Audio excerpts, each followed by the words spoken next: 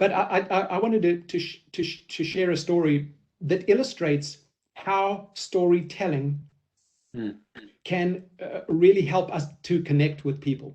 So I've given about, in the last 10 years, probably 1,200 school assemblies. I've spoken to about 1 million children on a tour. We went around the world, actually working a lot with US military kids, speaking on bases. And there's one particular story I share with them that has been shared probably 1 million times, and is a great way to demonstrate how getting a point across or trying to teach somebody something through a metaphor or through a story can really open up a channel for them to feel the story, as opposed to information just getting fed to somebody. Because as a person who has struggled with ADD, information goes in one ear and out the other. If I am moved by something I hear, my goodness, I can remember stuff from 4 years old that I was moved to. But if you ask me history of anything, I can't remember. So there's a story that I share. So when I was a young dude in South Africa, I worked in an advertising agency. I directed TV commercials. It was a great job. I got to travel around, direct TV commercials. I wrote them too. And one day I was doing a TV commercial for what they call in South Africa, by the way, I'm an immigrant. In fact, your whole panel today is. But I grew up in South Africa, and we called a trailer that you pulled behind the car that you camp in, we called it a caravan. It's not called that here. It's called a trailer. Anyway, I'm sure somebody will let us know what that word is. But it was a commercial where we had a rally driver pulling this caravan through the mountains, and it talked about how stable it was and how great it was. And we set up to go and do the shoot, and I was very excited. My girlfriend came with me. And early in the morning, we got ready to go and do the filming, and it was on a dirt road, and we were driving along the road. It was a beautiful morning. Radio was on, and my girlfriend and I were chatting. And as we came over the horizon, there was a speck coming towards me along the road. And it's a speck that actually changed my life, because that little speck turned out to be a very old man on a bicycle. And as we got closer and closer, I saw the old man riding this bicycle. In my mind, because I'm one of these people who hears things that soundtracks to what I see, I could hear the squeaking of the bicycle, of the old rusty spring on the seat. And as he slowly moved towards me, I slowed down because I didn't want to spew dust all over the old dude. As I passed him, he was probably in his 80s, very white beard.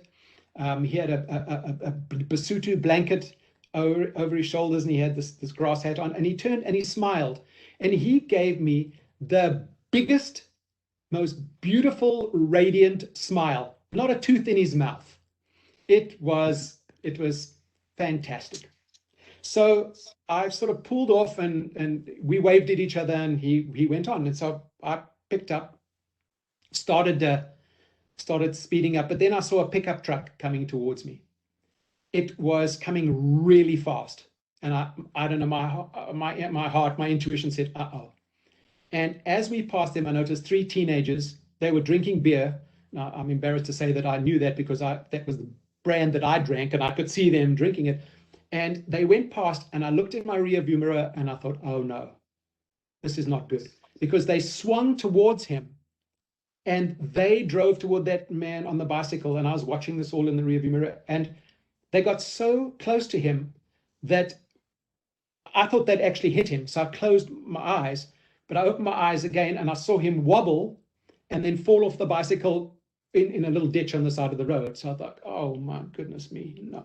Turned the car around, went back, and got out. And he was sitting on the ground, rubbing his knee. His front wheel was buckled completely. And I said, are you okay? And he said, he's okay, except his heart is sore, because why did those kids have to do that? And I said to him, look, he was very worried, because he was the gardener actually at the hotel that I was staying at. And he was worried he was not going to be able to get to his job, because he'd been working there for 40 years or something. And he was never late. Now, apparently this guy rode that 5 miles every day on his bicycle to and from work. So I said, look, I'll take you to work, don't worry. So we put him in the car, we put the bicycle in the back, we drove the guy to the hotel. unloaded the bike, and he got out, and he was very thankful.